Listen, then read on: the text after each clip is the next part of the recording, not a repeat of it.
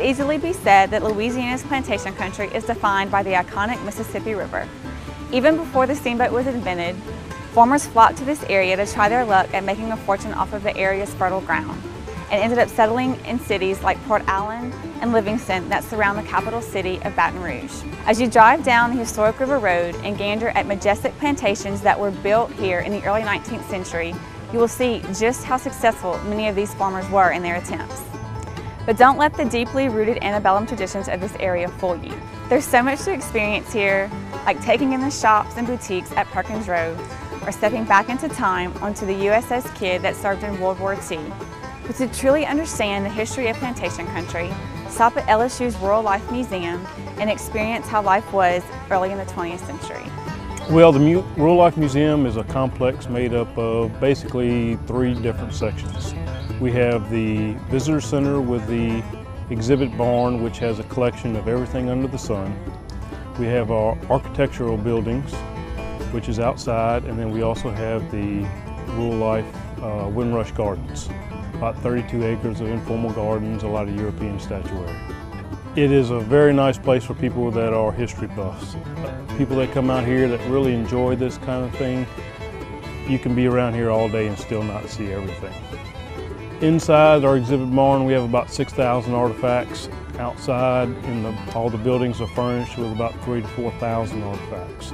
So as you're walking around, there's a lot to see. We like to say that Louisiana really didn't come into the 20th century till World War II.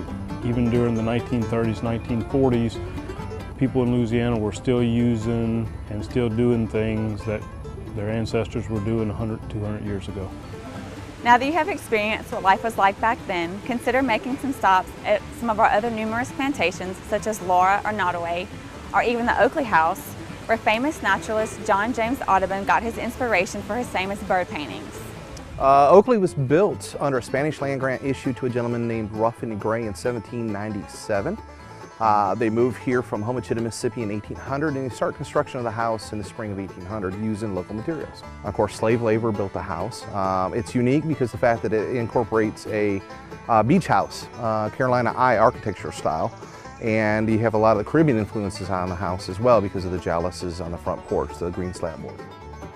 Audubon was brought in 1821 to tutor a young lady named Eliza Peary.